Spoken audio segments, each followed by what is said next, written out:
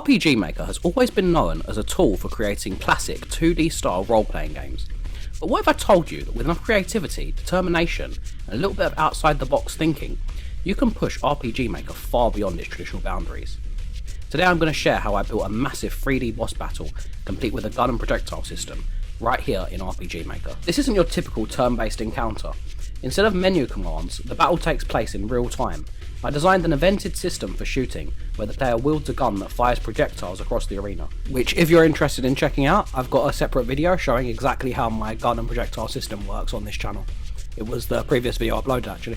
And here's the twist. The boss isn't defeated by whittling down HP in the traditional sense. Instead, it can only be beaten by targeting the 6 glowing weak spots hidden around the monster and the environment. Each weak spot is placed carefully in the 3D arena to encourage movement, strategy and accuracy. This design makes the battle feel less like a JRPG encounter and more like a full-on action boss fight. Every hit counts, and with 6 weak points to shoot and limited ammo, the tension stays high until the very end. Of course, pulling this off in RPG Maker wasn't simple. This engine was never built for that. This engine was never built for first-person shooting mechanics or large-scale 3D bosses. But that's the beauty of game development. You can bend the rules, break the expectations, and carve out new ways to play. The key was leveraging events creatively, using parallel processes and linking projectile collisions with conditional checks to trigger damage events on the boss's weak points. And again, if you're interested to see exactly how these conditional branches work, my previous video goes into a lot more detail about exactly how the script behind the scenes is working on that. But for this one, I want to keep it more focused on the gameplay side of things rather than the behind the scenes scripting side of it.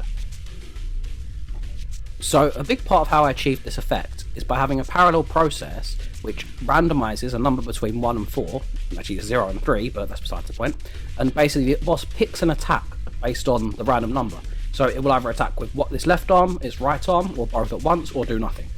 So some very basic attacks, but I believe that adds a little bit of randomness and a little bit makes the boss come to life a little bit more. Also, these bits of animation where the head will move forward a little and back with the arms, it all brings the boss to life, I believe. We have these platforms to either side as well. This is where you can run to fill up on ammo. But as you do this, it will spawn these extra little projectile hands that will fly in from the sides, just to make sure you can't use that as a safe place to hide from the boss. Something else I want to show off today is basically how I created this creature, because it's made of all different parts. It's essentially like a jigsaw puzzle. So I'll start off with pieces of the body, that's the head, the arms, the face, and then essentially I colorized all of this, cut it out and paste it together. I made this concept image, which is essentially what I wanted it to look like. I wasn't able to quite achieve exactly this, but this gave me an idea of what everything would look like as the pieces come together. Then I will basically take each of these things and make them a separate event on RPG Maker, and each piece acts independently, but it's controlled by a single parallel process, which basically means that depending on which of the random actions it chooses to take, the whole body will act together and move together and then reset its position back to wherever it should be. The result is an encounter that feels massive, challenging, and completely different from the standard RPG Maker experience. It's proof that with some imagination, even a tool that seems limited can deliver something epic, and that's the message I want to share today. Don't let the boundaries of the engine define the scope of your creativity. This project isn't about proving RPG Maker can do everything, it's about proving that I can get done what I want, and if you've got a wild idea, even one that seems impossible with the tools, go for it. Experiment, break the rule, because sometimes that's how you discover the most fun that's to be had inside the game. I've seen a lot of time that limitations breed creativity, and I truly believe in that.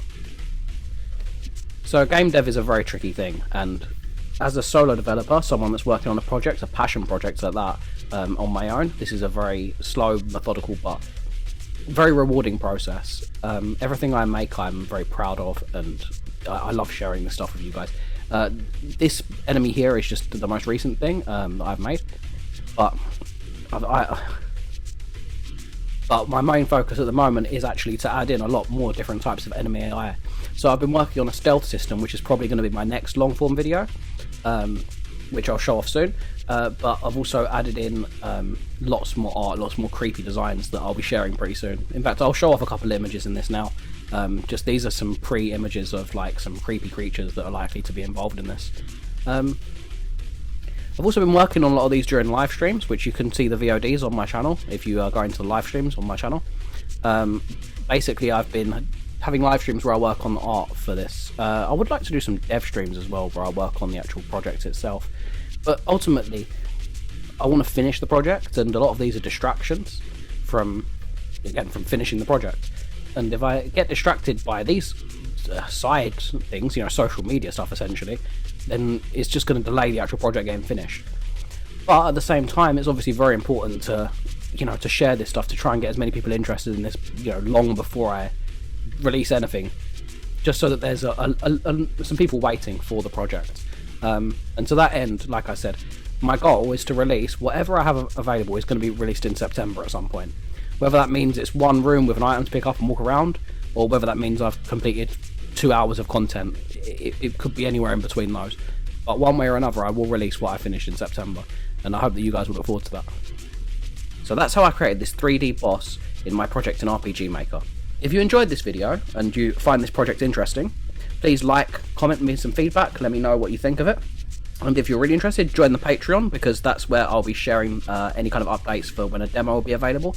I'm currently aiming to try and have something done by early September, but that's liable to change. But regardless, one way or another, I will release something in September. If you join my Patreon as a free member, you'll get access to all that, and you'll be the first to be notified. Plus, there's some more behind-the-scenes stuff that I won't be able to share on YouTube. Thank you very much, and I'll see you on the next one.